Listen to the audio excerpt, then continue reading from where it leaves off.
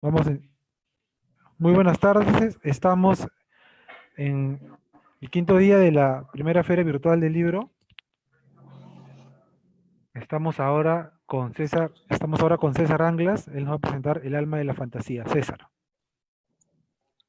¿Qué tal? Buenas tardes. Un gusto estar aquí con ustedes, justo en Fiestas Patrias, a un año de celebrar los 200 años de vida republicana. Y les puedo decir que el Perú, a pesar de todos los problemas que tiene, pues es un país riquísimo, no solamente en recursos naturales, en una posición geográfica privilegiada que le da cantidad de posibilidades. Tenemos miles de climas, miles de formas de ser. Somos un crisol de razas y hasta cierto punto lo aceptamos. Y yo creo que en este contexto de situaciones, la fantasía se lleve como un pilar fundamental del ser humano, no solamente de los peruanos, sino a nivel universal. La fantasía se basa en un término griego que es fantasos, que significa fantasear, o dicho de otra manera, las ilusiones que se producen cuando uno sueña. Entonces ese concepto viene de los griegos. Nosotros no debemos olvidar que somos una cultura que se basa en Grecia y Roma y tenemos que saber nuestras raíces. La fantasía tiene que ver con las visiones de los sueños. Entonces la fantasía está ligada no solamente a los niños, como dicen en primer lugar, sino también al ser humano en general. ¿Qué cosa es la fantasía en sí?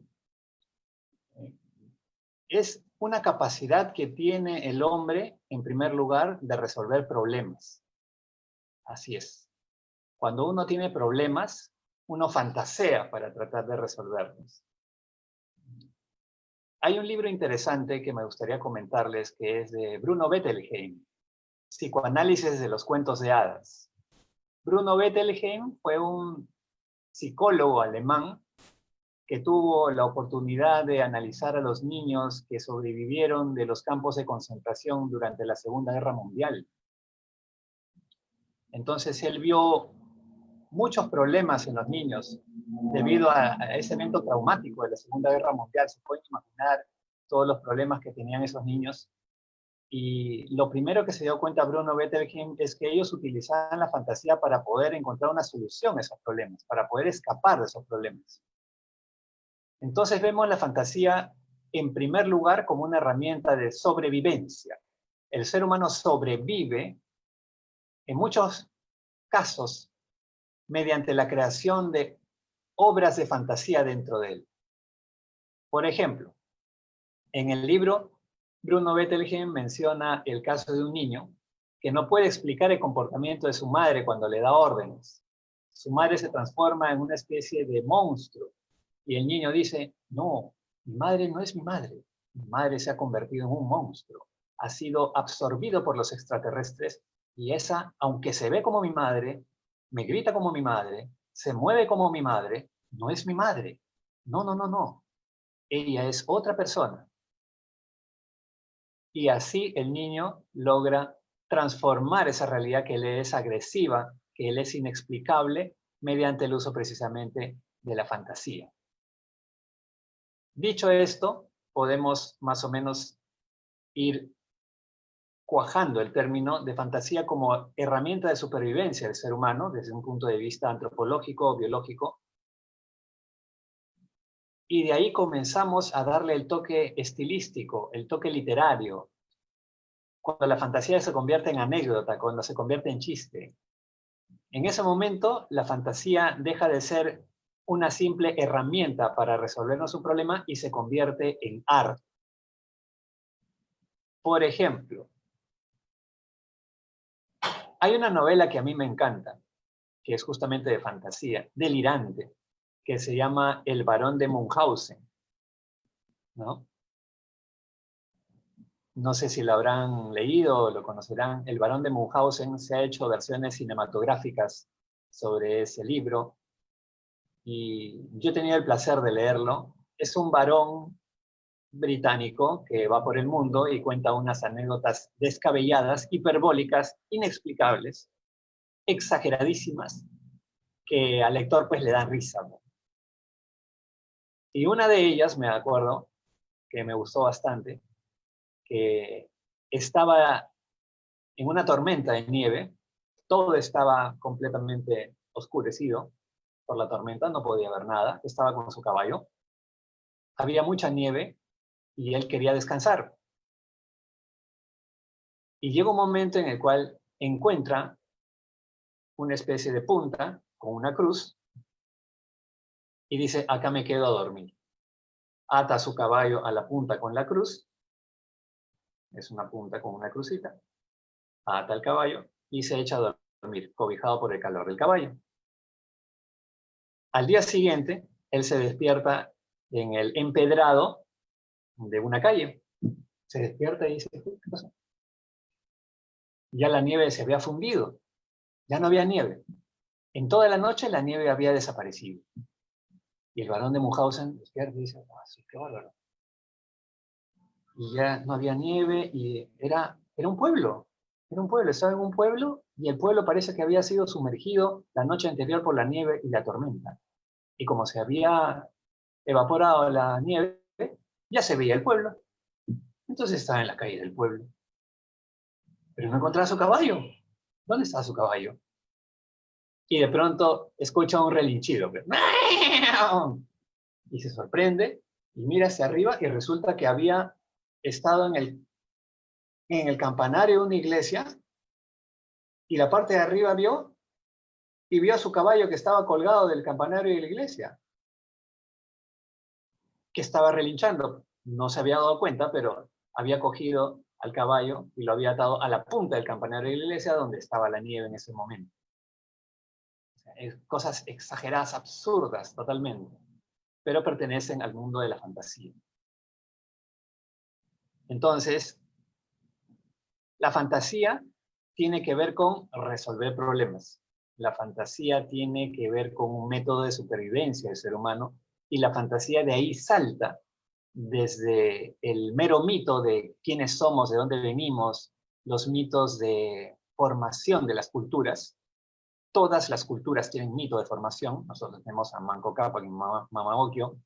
Todas las culturas tienen mitos de formación y son mitos creados por fantasía. En determinado momento de la existencia del ser humano, la fantasía ya se vuelve un deporte. Entonces comienzas a fantasear por el placer de fantasear, por el placer estético que te produce la fantasía. El caso que les he contado del barón de Munchausen es a todas luces fantástico, es hiperbólico, la fantasía tiene mucho que ver con la hipérbole, con la exageración. Ilustra ese punto que les estoy diciendo, ¿no? ¿En qué momento salta la fantasía de ser algo que es un mito para explicarnos de dónde venimos, o una herramienta de supervivencia, a un concepto netamente artístico? O sea, se desliga de eso, de sus orígenes, y se convierte, por decirlo así, en una herramienta ya no de supervivencia, sino de estética y placer literario, ¿no? Hemos hablado entonces de la hipérbole, hemos hablado de que la fantasía cumple la función de protegernos, nuestra psique, de los problemas de la vida. Y hay momentos en los cuales, cuando ya uno se hace más grande, cuando uno crece, comienza a ver pues que hay elementos de la realidad que parecen fantásticos, pero son reales. En otro ámbito de la realidad, por ejemplo, hace poco he estado viendo acerca de ciertos elementos de la tabla periódica que me parecen interesantes. Es una cuestión de química que a mí me gusta mucho. Y dentro de los cuales está un elemento que es poco conocido, no sé si en el colegio les hayan enseñado, a mí particularmente no, que se llama el galio, ¿no? El galio es un elemento escaso en la naturaleza, pero tiene una particularidad. Funde a 29.75 grados. Es un metal, se pueden hacer cubiertos con ese metal, y de hecho se gastan cucharas de broma que se venden en Amazon y en otras tiendas. Y ustedes se preguntarán por qué. Porque esa cuchara de galio está en estado sólido hasta los 29.75 grados. Eso quiere decir que si lo colocas en agua caliente a más de 29.75 grados, la cuchara se va a fundir y se va a convertir en un mercurio y se va a depositar en el fondo del vaso. Eso lo pueden ver en videos en YouTube, está extendido, es una cuchara de broma que se vende en las tiendas por internet. Y cuando tú ves la cuchara, cuando la introduces en el agua y la cuchara desaparece, o sea, se funde, se convierte en mercurio, creo que todo el mundo sabe qué consistencia tiene el mercurio, y el mercurio cae al fondo del vaso. Entonces hay un momento en el cual tú dices, wow, ¿qué es esto?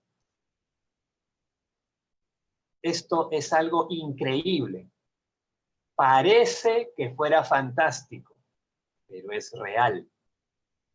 En ese momento, la realidad te asalta con toques fantásticos. O sea, no es ya que tú fantasees algo de lo que no existe, sino que la misma realidad te muestra elementos que pareciera que fueran fantásticos, pero que en realidad no lo son.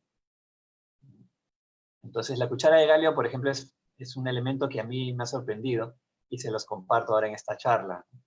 Lo pueden buscar, está muy extendido en internet y es un elemento de la realidad, por ejemplo, que se puede prestar como inspiración para personas que quieren hacer cuentos de fantasía, por ejemplo, ¿no?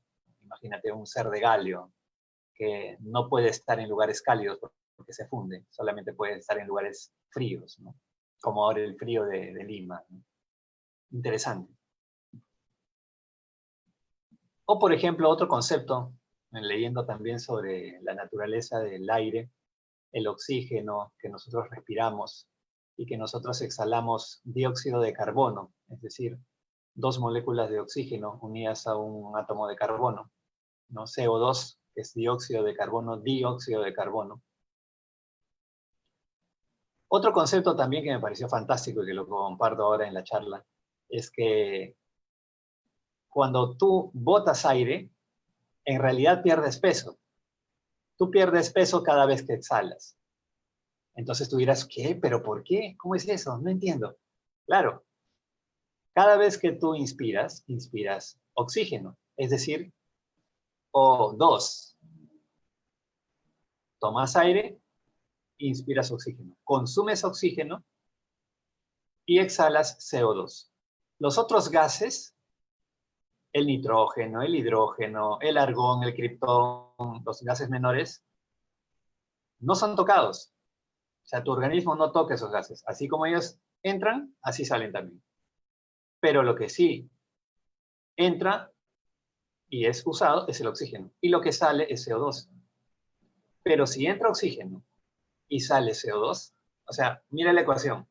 Entran dos átomos de oxígeno y sale una molécula de CO2. Entran dos átomos de oxígeno y sale CO2. Aquí hay O2, aquí hay O2 unido a un carbono. Significa que si entra oxígeno y sale oxígeno, ya, es lo mismo, pero sale un átomo de carbono. Si sale un átomo de carbono, el átomo de carbono tiene peso. Por lo tanto, estás perdiendo peso cada vez que exhalas. Eso podría ser una gran noticia para los gorditos, ¿no? Comienzas a respirar, subes, bajas, ¿no? Pero obviamente, pues todo se va al traste cuando llega la hora del almuerzo o la cena, pues, ¿no? 450 o 500 gramos de comida y ahí se perdió todo el peso que ganaste o que perdiste. Entonces, pero el hecho en sí parece fantástico, ¿no? Aparte del sudor, que también es una evaporación, te hace perder energía y por lo tanto te hace perder peso. Pero eso me parece fantástico y por eso también lo comparto con ustedes el día de hoy. Entonces hay elementos de la realidad que parecen fantásticos, además de la fantasía que el mismo ser humano explora. Y en el contexto de este evento literario, puedo afirmar sin lugar a dudas de que la fantasía es un elemento que está siempre en la literatura. Ya entrando un poco más en el tema. La fantasía como componente fundamental no se puede discutir, ni tampoco se puede soslayar. Yo he visto, por ejemplo, algunos casos de colegios, yo he ido a colegios para poder promover mis libros, luego ya se los puedo mostrar. Aquí está Día y Noche, que es uno de mis libros, el primer libro que publiqué en el 2013. Pero yo he tenido ciertas experiencias de algunos colegios que, por ejemplo, prohibían los libros de magia, porque los tildaban, pues, de que tienen que ver con el diablo, que son satánicos, o que los van a pervertir a los niños o van a retorcer su imaginación, ¿no? Lo van a hacer personas, por decirlo así, nocivas a la sociedad, ¿no? A ellos mismos, ¿no? Tenían una serie de prejuicios con la magia, cuando en realidad la magia es otro nombre de la fantasía, es otra de las formas de la manifestación de la imaginación. Y yo en cierto modo ponía una cara de sin entender. Aparecían signos de interrogación sobre mi cabeza. Por lo mismo que les explico, ¿no? Que la fantasía es connatural al ser humano, no puedes quitarle la fantasía. Aún si le quitas los libros que hablen supuestamente de cosas mágicas demoníacas, igual el niño va a imaginar y va a crear su propio mundo. Lo interesante de la naturaleza del ser humano es que comparte cosas. Comparte las experiencias, comparte lo que ha vivido, comparte los sueños, las cosas que ha soñado. Y también comparte, obviamente, las creaciones literarias, las creaciones artísticas.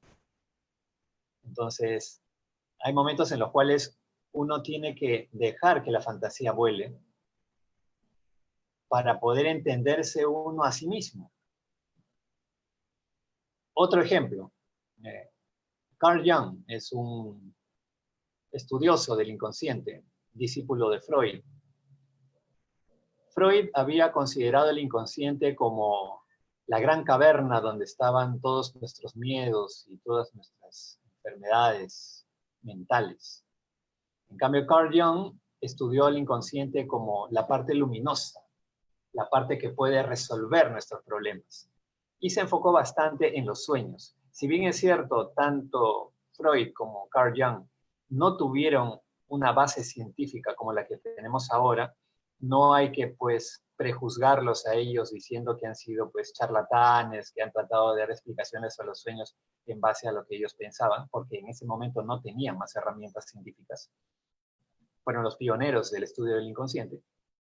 Lo que tenemos que rescatar tanto de Freud como Jung es, primero, el planteamiento de la existencia del inconsciente, que es algo que nosotros no sabemos, ni siquiera nosotros lo sabemos. Somos inconscientes en nuestro inconsciente.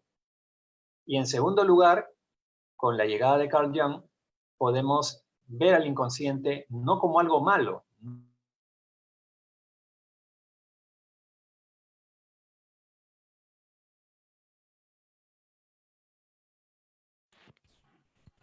César, ¿me escuchas?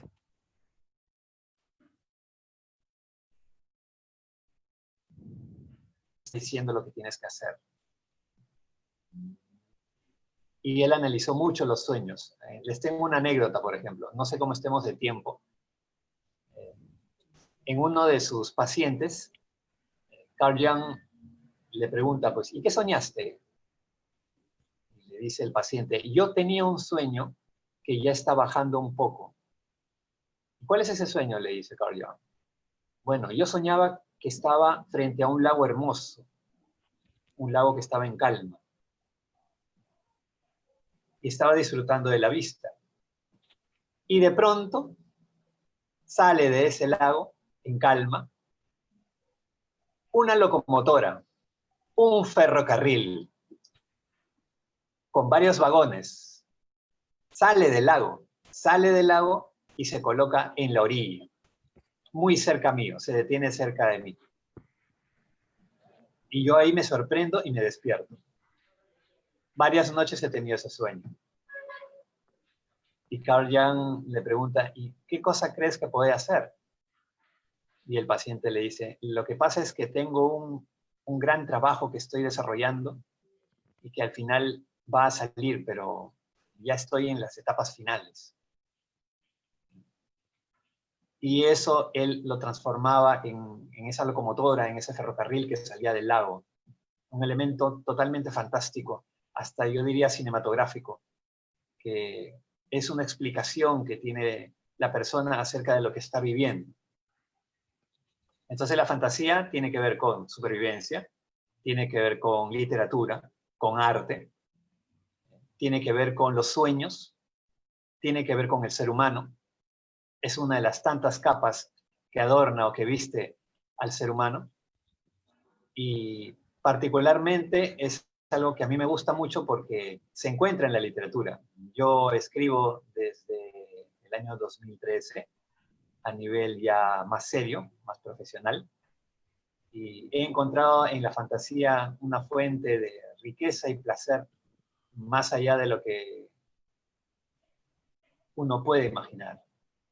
La fantasía como elemento para poder no solamente sobrellevar los problemas, este caso del COVID, por ejemplo, que nos tiene un poco encerrados, ¿no? Un poco tensos o ansiosos en nuestras casas, sino que va más allá, que explica no solamente la manera como nos comportamos, sino también que puede ser herramienta para poder crear belleza, para poder hacer el mundo un mundo mejor a través de la fantasía. No hay que tenerle miedo a la fantasía en realidad.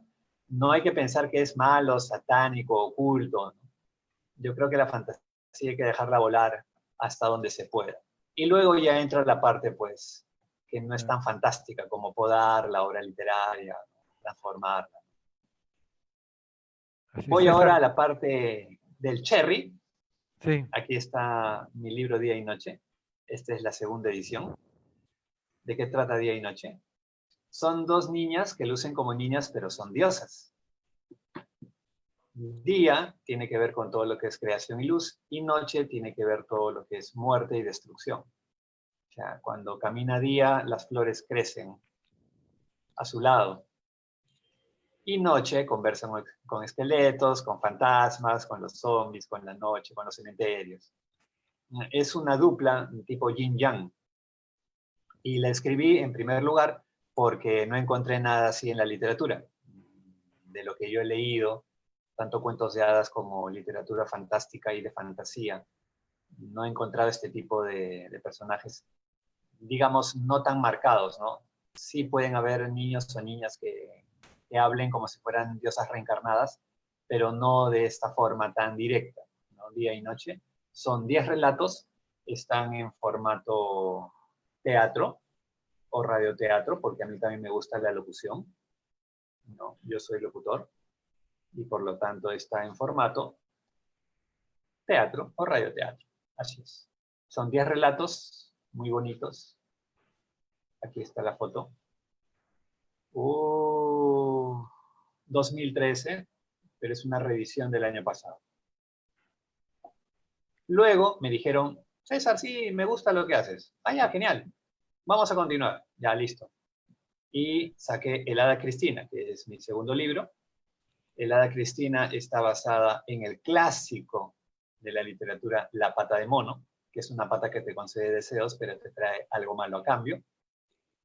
A mí me encanta La pata de mono, lo único malo de La pata de mono es que se acaba. Son 10 páginas que se te van volando. Está clasificado dentro del género terror, pero más que nada es nuevamente la naturaleza humana, como se muestra. Son 7 cuentos, esta vez ya escritos como cuentos normales, con su texto normal, sí, y con dibujos de mi hermano Carlos Anglas, que es dibujante de manga, porque el estilo es manga. Ahí están los cuentitos. Y finalmente, una vez que ya había agotado todo lo que tenía desde hace unos buenos años, desde el 2007, entonces me dijeron, bueno, saca otro libro de cuentos, ¿no? Entonces yo dije, ¿y ahora qué hago? Voy a ver qué tengo en la computadora. Y comencé a buscar, saqué los 10 o los 7 mejores cuentos y se reunieron en esta compilación de 7 cuentos que se llama Cosmo Cuentos, nuevamente por Ediciones Altazor. Son 7 relatos. Esta vez sí los relatos son cada uno distinto, tienen un inicio y un final, son independientes, mientras que Día y Noche y El Hada Cristina tienen todos que ver con Día y Noche y El Hada Cristina. Pero esta vez le tuve que poner un título general que es Cosmocuentos, ¿no? Escrito de manera clásica, con los dibujos una vez más de mi hermano Carlos Anglas, que es un dibujante de manga muy bueno. No es que sea mi hermano, por eso le estoy reventando bombos, pero su dibujo es muy, muy bueno. Tiene que ver con justo lo que estamos hablando acerca de la fantasía. Aquí tienen Fábula del Piajeno Feliz, que es el que más les gusta. Es un burrito que está cansado de ser un burrito de carga. El piajeno es una palabra piurana que designa al pie ajeno, es decir, el burro que carga el peso que el hombre no quiere cargar, es el pie ajeno, porque es un burro de carga. Y así, básicamente, esos son los 3 libros que he publicado. Tengo algunas colaboraciones en otras colecciones que son Se Venden Marcianos, también de Ediciones Altazor. Y Perlita y el Padrino Mágico de los Dientes, que es un libro acerca del cuidado de la salud, que habla acerca de la caries dental. También en clave de fantasía, ¿no? Y bien, eso era básicamente lo que quería compartir el día de hoy acerca de la fantasía. Tiene que ver también con el asombro. La fantasía es algo que nos deja asombrados, no solamente lo que producimos en nuestra cabeza, sino también lo que vemos en la realidad que parece fuera de fantasía, pero en realidad, como estaba comentando. Y pues, saludando esta feria del libro virtual, yo los animo a que cualquier fantasía, si es que a ustedes les gusta, tienen el talento para poder convertirla en alguna forma de arte, no solamente escritura o cuentos, sino también podría ser una pintura, podría ser un video, podría ser cualquier elemento o soporte artístico que nos produzca placer, ese placer del cual hablaba Oscar Wilde, que era delicioso porque era irresistiblemente estéril, absolutamente inútil para fines prácticos. Muy bien. Con eso he terminado mi exposición. No sé, tengo acá la posibilidad de responder preguntas. Sí, César, tenemos una pregunta del público. ¿Nos puedes escuchar? A ver, háblame un poquito más altito. Quiero ver mientras tanto si Sí, tenemos el internet que se está tenemos yendo de una, mí. tenemos una pregunta del público, ¿no? A ver. Y antes para terminar la ponencia, porque estamos sobre la hora, es ¿qué Uy, ya. diferencia hay entre la literatura de fantasía y la literatura fantástica? Ya. La literatura fantástica se refiere a un contexto que es de realidad y de pronto salta algo fantástico. Por ejemplo, Lovecraft. Yo estaba saliendo con mi amiga, ¿no? Iba a los bares, a los restaurantes, la pasaba bien, y de pronto me di cuenta de que ya no estaba, ya no llamaba, ya no se comunicaba conmigo, y cuando toqué la puerta de su casa para preguntar dónde estaba, salió su mamá y dijo que ya ella no podía salir, y cuando la veo por la ventana, veo que me está mirando y se oculta, y lo último que puedo ver es que sus ojos han cambiado a un color verde. Entonces ahí es donde aparece lo fantástico. Ese es el cuento fantástico. Otro ejemplo, por ejemplo, es el de Cortázar, con sus conejitos que le salen de la garganta, ¿no? Siento una especie de picazón acá en la garganta, comienzo a sentir como una pelusa y comienzo a mover la boca y de pronto me meto la mano y saco un conejito, ¿no? Un conejito de pelusa que sale de la garganta del autor, ¿no? Cortázar. Entonces el cuento fantástico es un cuento que se desarrolla en un medio real y de pronto, ¡pum!, sale lo fantástico. Mientras que la fantasía, todo el cuento, todo el ropaje del cuento ya está en un mundo fantástico, un mundo imaginario, un mundo que no es real o al menos que no lo reconoces como real, como propio tuyo, ¿no? Básicamente es eso. Bueno, César, ha sido una excelente ponencia. Estamos viendo otros comentarios, te felicitan, algunos ya han leído tu libro, ¿no? Felicitaciones, César, lo máximo, César, excelente. Y recomiendan también otras de tus publicaciones, César. Más bien, esperamos que no sea la última vez que estés con nosotros en la primera feria virtual del libro. Y hasta otra oportunidad, César, y muchos éxitos en lo que es la literatura de fantasía y todo lo que tiene que ver también con el psicoanálisis, ¿no? Ha sido una ponencia muy interesante y esperemos que en otra oportunidad nos podamos explayar un poco más sobre lo último, ¿no? Listo, muchas gracias a todos los que me han leído, gracias al público que recién me conoce y obviamente estaremos presentes en otra oportunidad, no hay problema.